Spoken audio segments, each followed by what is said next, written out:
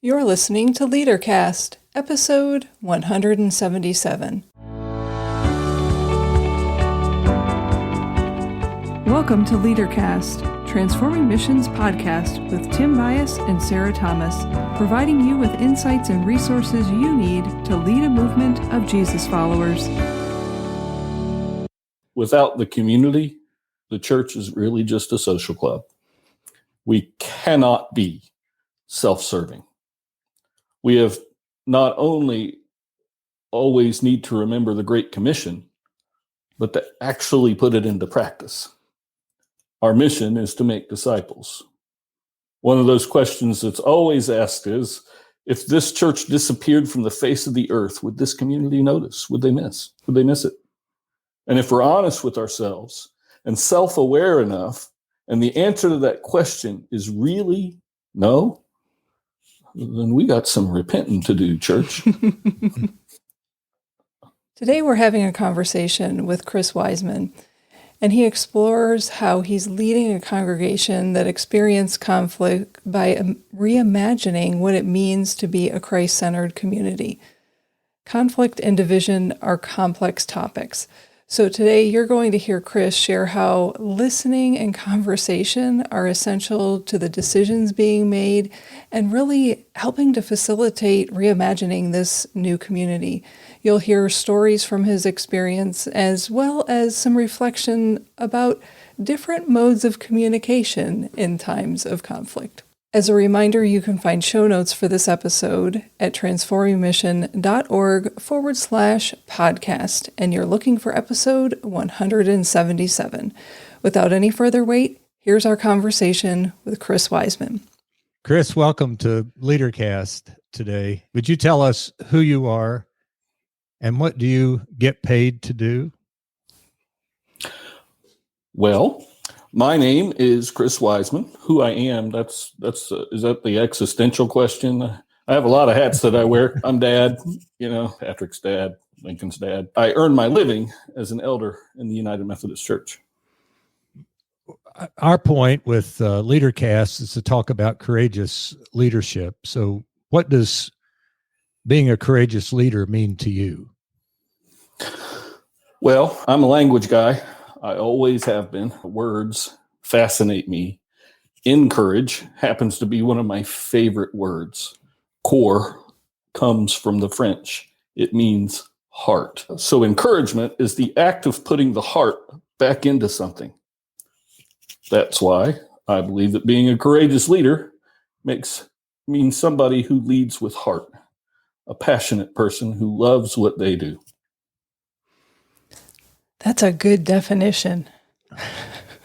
Yeah, I like that. One of the things we're always doing is asking ourselves the question, what do courageous leaders need to know, do, or understand? And I'm going to put in there now to put the heart back into things. And one of the things we've said is they nurture community. So we're going to focus today on that conversation of nurturing, developing, sustaining community. I think Sarah's going to start some questions at that point.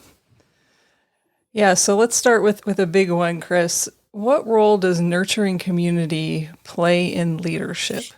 I'm currently serving a church that's been through quite a whole lot since I've been here. 3 months after I arrived, I had a group leave that didn't like the direction that the Methodist Church was going.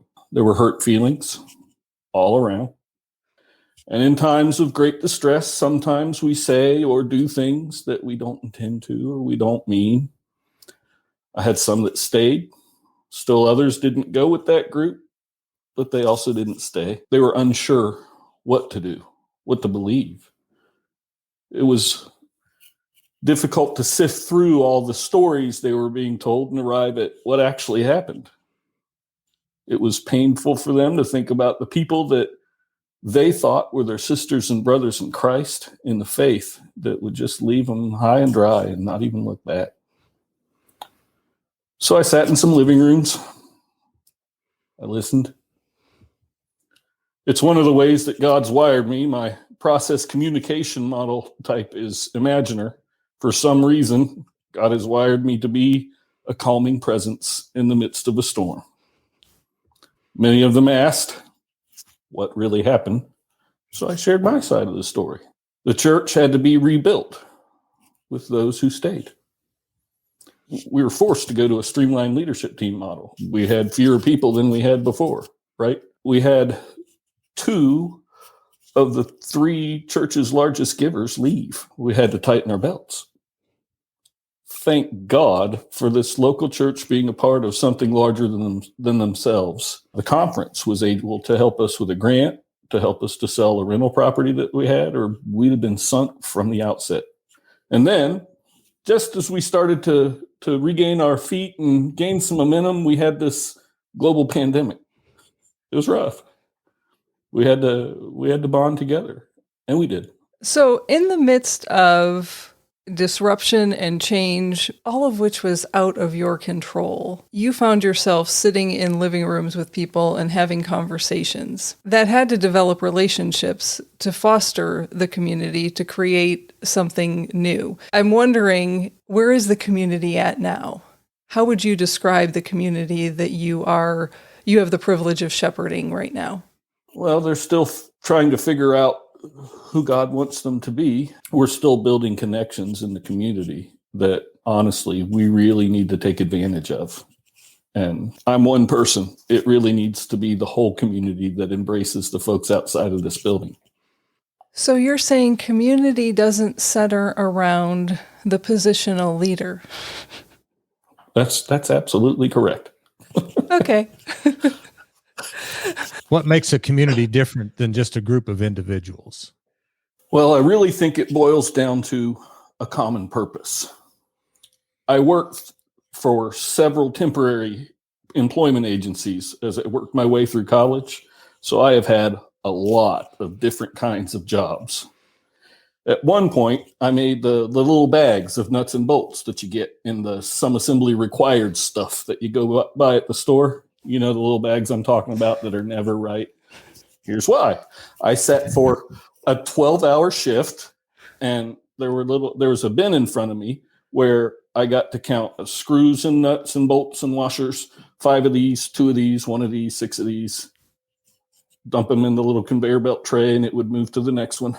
And you do that again and again and again for 3,000, however many units you needed to run. Then you got to change the job. And so now the tray that was in front of you was 1 of these and 2 of these.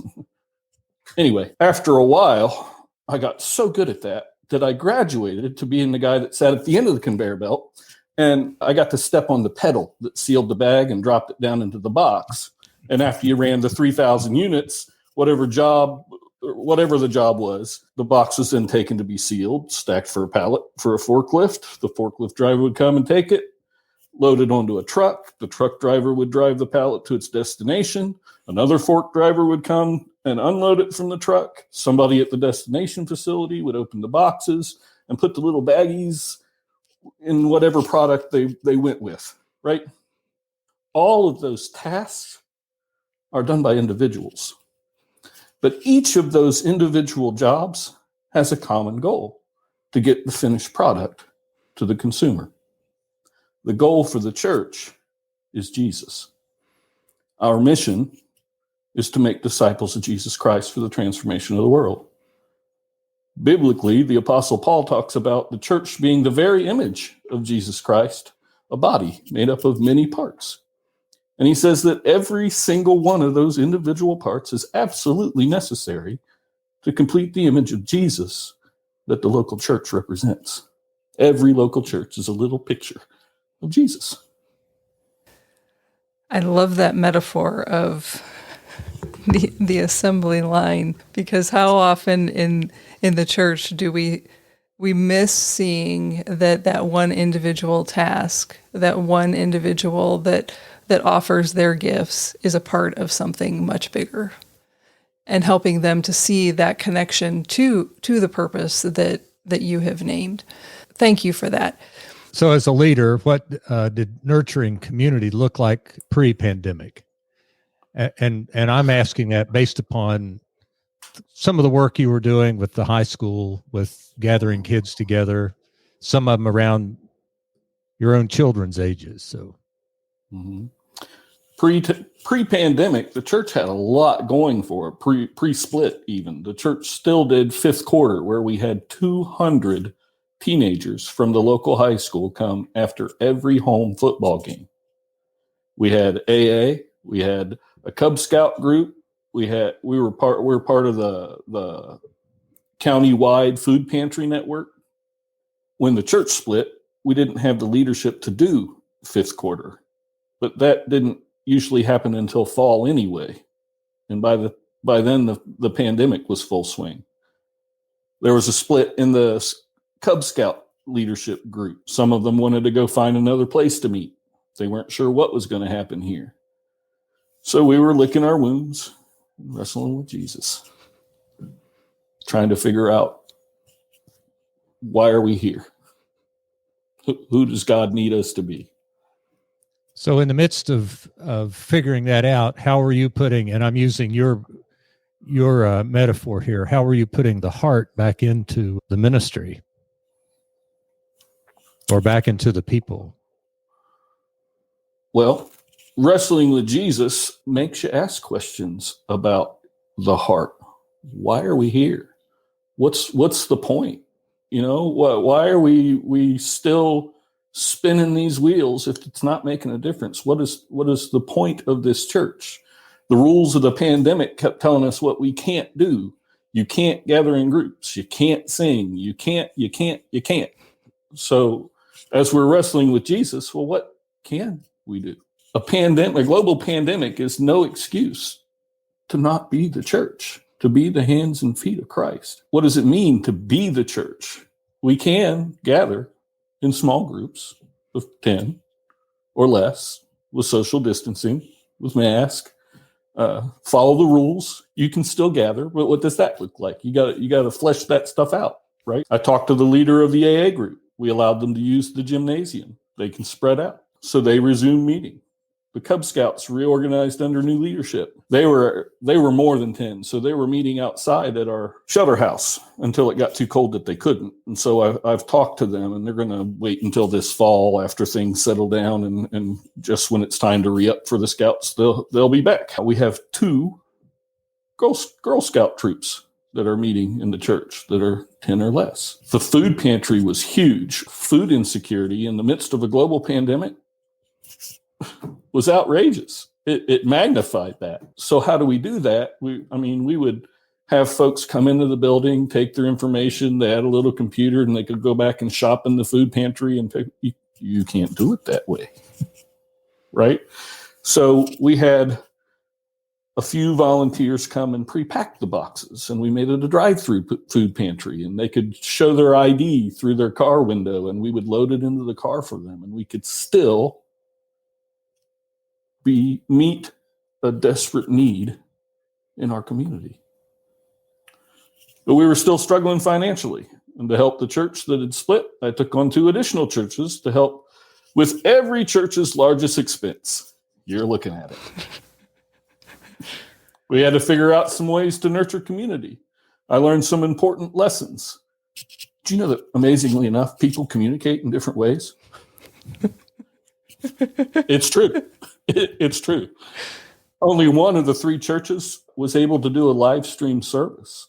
The other 2 are quite rural. At one of them, I get about a half a cell bar signal standing on the front with Verizon, standing on the front porch of the church. They don't have internet. Their local phone system that they use still makes them pay for long distance. I still have the same. Seriously, that exists? That seriously still exists. Well, in Portsmouth, there are homes that still have dirt floors. But in Ohio, yes, that's true. I still have the same cell phone number that I had when I first got a cell phone. I didn't want one until I became a preacher and thought I might need one. That's a long distance call for them because I've never changed that number. So they'll email me and tell me to call them, or they'll call the church here where I have a local number. We realized that some people weren't being kept in the loop. So in the rural church, I can't do a Facebook message. How do we do something quickly? Believe it or not, those folks already have that in place. If they want to do something in a hurry, they have a phone chain. They talk to each other. They can make things happen in a hurry. if necessary, right? We used the phone tree, the prayer chain. We used email. We used the United States Postal Service, send a letter to keep people connected. We realized that we needed to use every means necessary to keep the people of our community connected. And at the church where the large group of people left, we had to go through and determine now, who should those people be? That's been a process. Who do we want to keep in the loop about goings on in this church? So you had, I lost count on my fingers, the number of means of communication to not only hold community together, but simply share information with a community so that they might engage in being the community. And I also heard you naming really organic ways that people naturally communicated. And as a leader, you didn't have to do all of that communicating, but you had to juggle lots of different forms of communication to keep the community together. That maybe this is about community. This is probably more about my curiosity than anything. Out of all of those different forms of communication, was there a form of communication that you said, oh gosh, if only we could all communicate in this way, this would be so much easier for us to be able to stay together as a community? Yes, we're not meeting in person right now, but this church is still being the hands and feet of Christ. We're still doing A, B, C, D, E, and F. So it was a way to celebrate. We're celebrating. We're still doing the work of Jesus, and you can still make a donation to the food pantry. You can still come help out, right? That stuff that gets when the truck comes and it needs unloaded, and that stuff back there needs sorted. We need people to do that. You can still participate in the ministry of this church. As far as, do I have a preferred method of communication? Well, sure. That's what I just said. Everyone has their favorite. I have my preferred ways that I would rather do it. But I need to recognize as a leader that some of the older folks don't have a smartphone. They can't text. They don't know how to. If I'm going to keep those folks in the loop, I have to communicate in a way that will reach them. So what you're saying is, if I'm hearing you correctly, is as a leader, our preferences aren't always what forms community and fosters community. We have to be able to understand the perspectives of others to be able to draw that community together. That's not entirely true. Okay. My preferences does build community because I am communicating with folks that use my preferred method of communication. But if I want to widen my circle, I'm going to have to move into places where maybe I'm not as comfortable. U.S. Postal Service. So Chris, using technology, and that's part of what we're talking about in terms of communicating. Just because I know this story, I just want you to share it with people who are listening to us. You had one church that wanted to gather back in person and worship, and you, because of some of your health conditions, felt like that you couldn't necessarily meet with them. This is a church that could not go online because of all the technological difficulties of living in a rural area.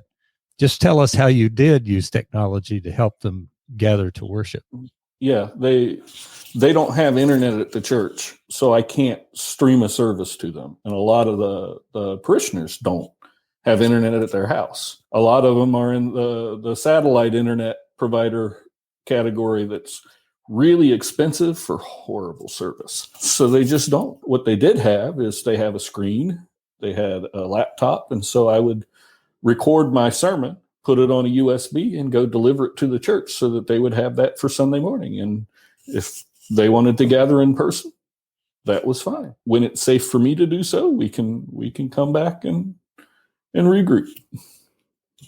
But that's the way God has wired them. So you were able, and the reason I wanted you to share that is that you're able to negotiate whatever barriers are there to be able to get to the end goal. And whether it was the way you wanted to do it or not, or most convenient for you, you were taking what the people had and been able to use what they were able to accommodate to get to the end. And that is a sign of effective, courageous leadership. And that goes back to the pandemic telling you that you can't. Okay, what can we do? How can we say yes?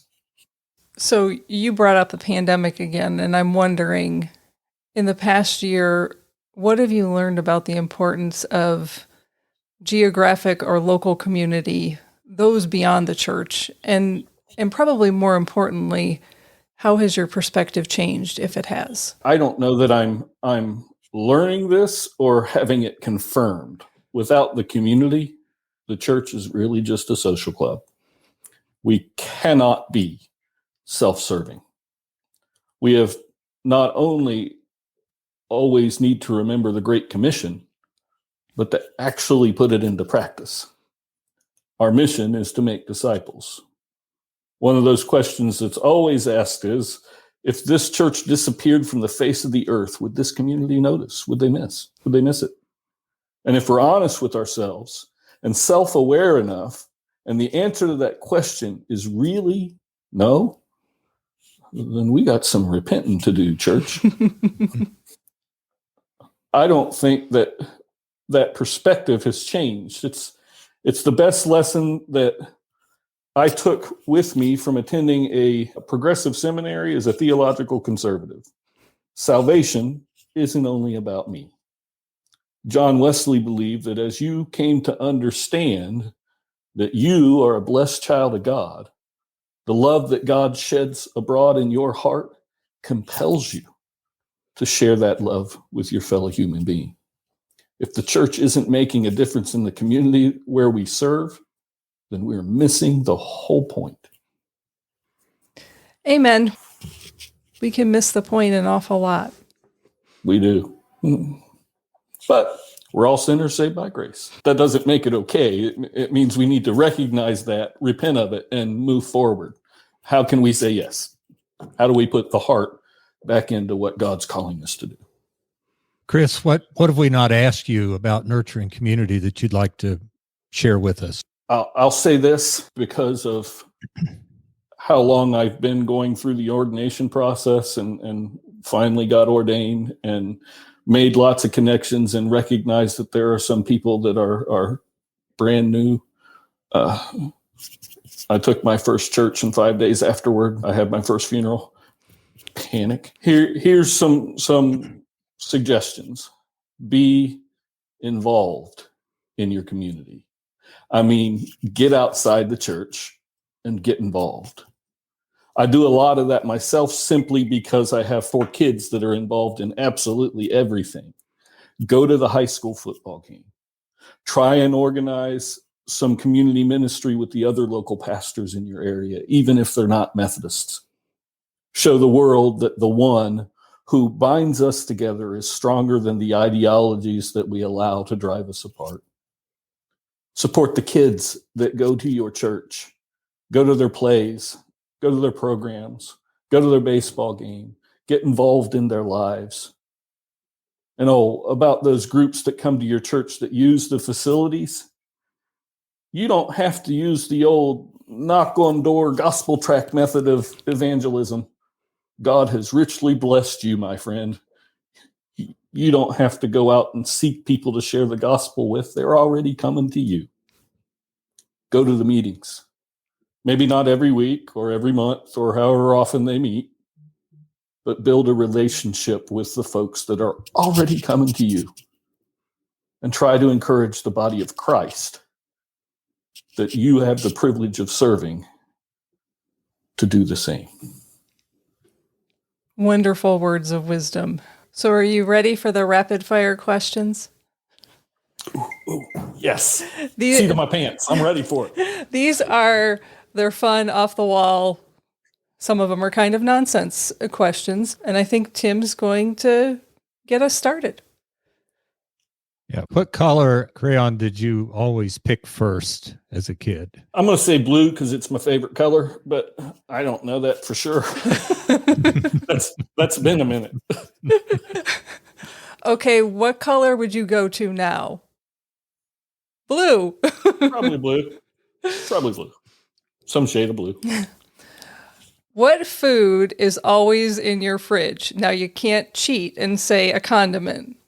Food. Like, what is something that you always have in your fridge? I have teenage boys. We have no, I'm not even joking, 8 gallons of milk a week. Lincoln by himself will drink 1 in a day. But that's my 215-pound, 6'1", soon-to-be freshman football player. He gets home from he's lifting weights 3 days a week. He gets home and he goes through milk. What's one thing or one person you'd want with you on a deserted island? We've been through an awful lot. I think we're at 20 years this October. So a deserted island. As she's always fond of saying, I admit to her, and nobody else would put up with me. So what is the last thing you said to a loved one?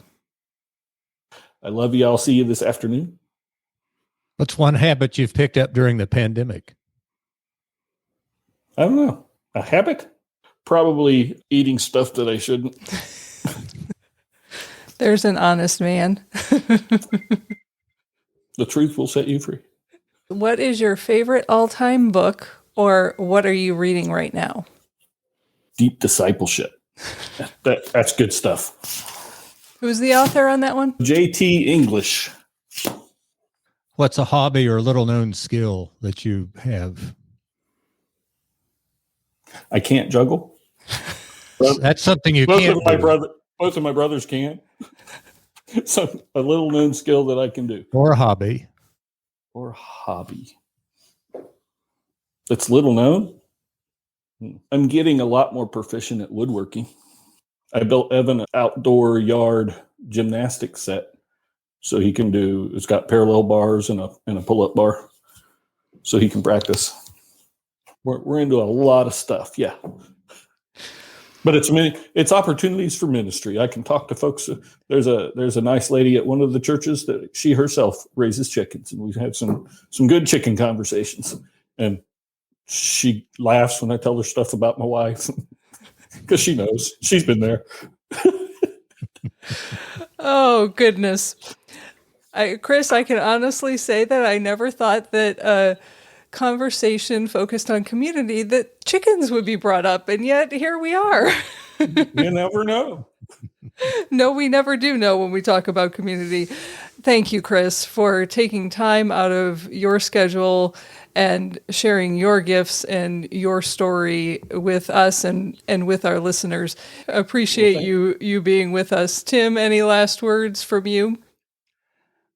Chris, I'm grateful that you were with us today. And as always, when I'm with you, I learned something, and I'm a better person because of just being with you. And I enjoy your family. I learn more and more about your family every time we're together, and just truly grateful. So thank you for joining us today.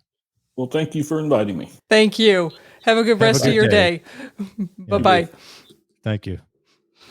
Whether you've experienced conflict and divisiveness in your local community or you haven't, I hope that from this episode, you're both encouraged and reminded of some basic skills that as a leader are essential to reimagining community, because we can come to a place of thriving even after there has been division. So let me offer you 3 questions that may help you both reflect on what Chris shared with us as well as begin to live it out. And in the past, since January, we've called these reflection questions. I'm shifting that a bit this week, and we'll see how this goes, but I'm going to call this section Write It Down and Talk It Out. And what I mean by that is, there's an author by the name of Allison Fallon, and here's what she has to say about writing things down.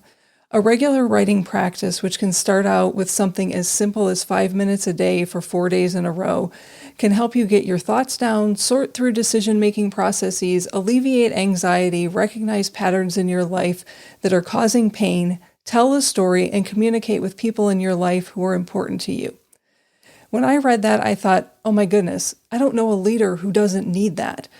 So I want to invite you to consider grabbing a notebook or opening a Google Doc and writing out your responses to the questions that we've marked right. And then the questions that we've marked talk are intended to prompt conversation with a group or a team. Now, remember here, a conversation involves both listening and talking. And for these questions, I want to encourage you to listen more than you talk if you're going to introduce these questions. If you need help, reach out to us. We can help you prepare to lead a conversation or help you facilitate the conversations. So here is our section this week on writing it down and talking it out. The first question is this: where do you need to put the heart back in your leadership? In other words, where do you need to be more courageous? Question 2, often we're told what we can't do. What can you do today to be the leader your community needs? And question number 3, if the local church where you worship ceased to exist, would the surrounding community notice? Why or why not? Those first 2 questions are write it down. The last question can either be write it down or talk it out. We'll see how this goes. There's probably a more concise title that we could call that. That's where we're at today. Once again, as a reminder, you can find these questions written out on the show notes page at transformingmission.org/podcast. To go directly to this episode, just type in transformingmission.org/177. And remember, who you are is how you lead. Bye for now.